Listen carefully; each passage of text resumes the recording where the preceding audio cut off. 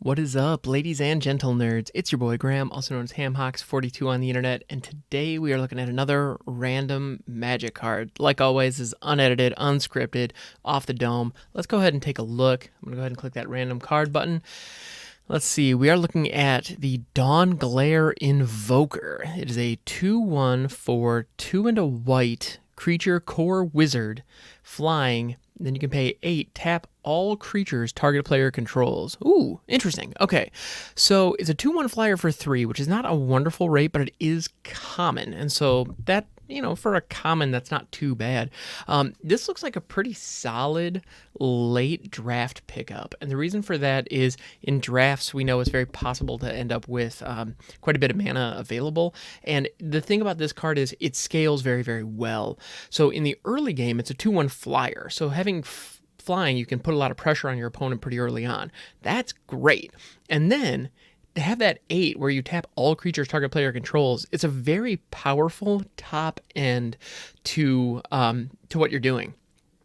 So that's pretty awesome.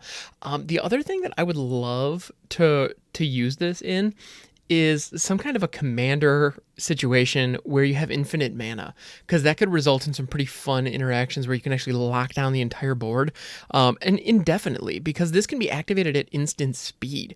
And so what you can do is on your turn, you can tap all their stuff if you have 8 mana available, but also at the beginning of their turn, if you have 8 mana available, you can tap all their stuff. Therefore, they can't attack you.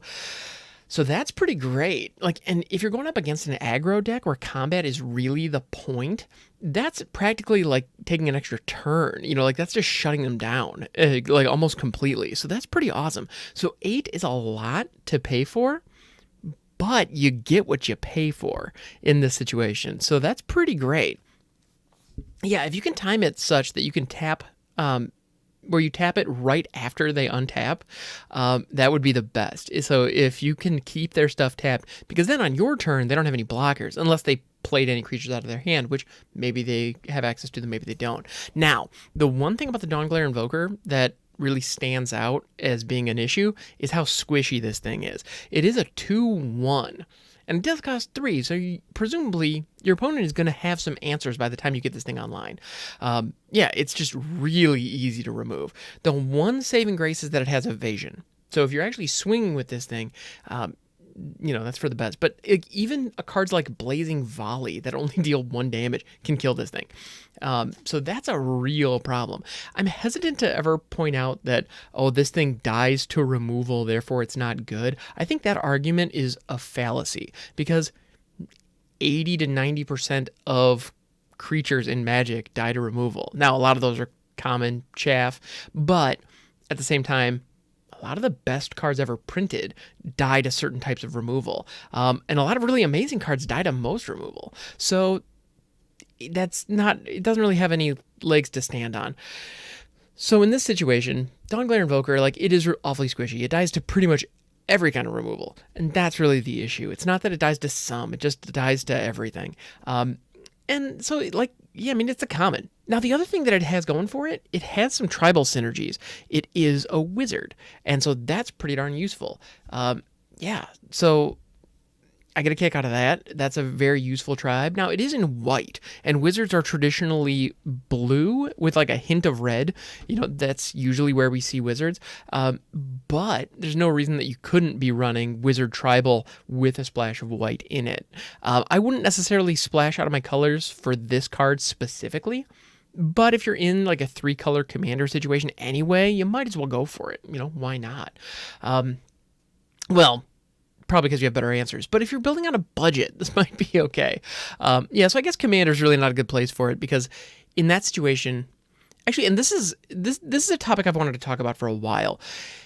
Resource scarcity is something that I find really fascinating as I play in different formats, because in 60-card constructed formats, the resource scarcity is mana, because you have access to exactly the cards you want, and so you can craft your deck so that the mana is very efficient, and so each card isn't as necessarily valuable. Anyway, so that mana is your most precious resource in a 60-card constructed environment. In Limited, and to some degree Commander, it almost feels like cards in your hand are a more valuable resource than even your mana, especially in Commander decks where you ramp out of control really, really fast, because once you dump your hand, there's nothing you can do. And so in decks that do that, so in decks that ramp really fast or play a lot of small cost creatures, restocking the hand is the resource that really matters. And those kinds of decks are more common when you're looking at Commander or looking at Limited, or at least in my experience, that's the case. So Dawnglare Invoker is not a terrible value. It's a 2/1 flyer for 3. That's fine. Like, it's a little squishy, but you can put some pressure on your opponent in the air, and you have a really great, effectively ultimate ability if you have access to 8 mana, which, if a game is kind of durdling onward, this could straight up win you the game in the end if you have access to enough mana. So that's not nothing. It's relatively decent in the early game. It's really good late in the game if you have access to enough mana. So it's got some flexibility. Now in the middle, it's terrible. If you're playing on like turns 5 and 6 and you top deck this thing and you get into an empty hand, you're probably going to be pretty bummed because you don't necessarily want to put it out there, because the next time your opponent board wipes or plays a shock, the thing dies. But at the same time, if you draw it late in the game and things are dirtled incredibly and things are locked down, or maybe your opponent has lethal and you happen to have access to like 11 mana because things have gotten kind of out of hand, well, then all of a sudden this can lock down your opponent, prevent them from attacking, and provide you with an attacker that can, this in and of itself can stabilize a board if your opponent doesn't have an answer for it. So that's not nothing. It is very expensive, so it's definitely a common. Like, if this exact same card, if this was the exact same card with the mana cost on the ability, instead of being 8, if it was like 6, I'd say that's a lot more reasonable, like a lot better. Yeah, as it stands, and that could be like uncommon, potentially rare territory at that point. But for 8, it's way too. It's just too expensive for what it does. This is an interesting design because this exact same card, if you shaved 1 off of its mana cost and like 2 or even 3 off of its activated ability cost, this thing would be a bomb. And you can really see that. And the reason for that is, in limited environments, mana is not super rare to have enough mana, because you have more lands oftentimes than you have valuable things to play with those lands. And so drawing cards and having access to cards in hand is just more valuable, which is the point that I was getting to. I got a little sidetracked there, but yeah, what can I say? It's kind of what I do. Yeah, so in Limited, it seems like cards in hand are more valuable. And so Dawnglare Invoker, the real question is it worth the card slot in your deck?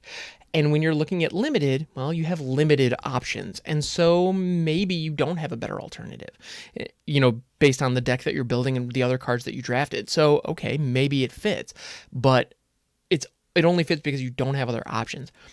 To be honest, I don't think there's any constructed deck that I would ever consider putting together where I would genuinely think of putting Dawnglare Invoker. It's just a bulk common, and that's okay. I gotta say though, the art on this, done by Steve Argyle, is beautiful. We see this Kor Wizard who is lifted off into the ground, and the Kor, by the way, I don't really know much about them, but they're like a pale skinned human race, or humanoid race. I guess I don't know if they're human or not. Well, they appear to not be human based on the fact that they're a separate creature type. In any event, so there's this woman who's clearly floating with long billowing hair and the sun behind her. It's a lovely image, and she seems to be floating over some kind of canyon civilization, which is just really interesting, really evocative. Yeah, and so I gotta appreciate that. It's a gorgeous piece of artwork, and it's on a junk common, or like a playable limited common. Yeah, and so there is also some flavor text. So let's go ahead and take a look at that. What we knew as Emiri, Ula, and Kosi were not divine beings at all, but a cruel trick and a grave error. And that is credited to the Invoker's tale. Ooh, and fun fact, Invokers is plural in this situation. You can tell because the apostrophe is after the S instead of before the S. Yeah, that's right. That's that English major, that English degree coming in handy. Yeah, so interesting. Yeah, Dawnglare Invoker. It's an interesting card. It's not amazing. And the real question is not, is it worth the mana? Is it worth the card slot? And when you find yourself asking that question, limited is the one time when you might say yes. I think in other cases, it's just not.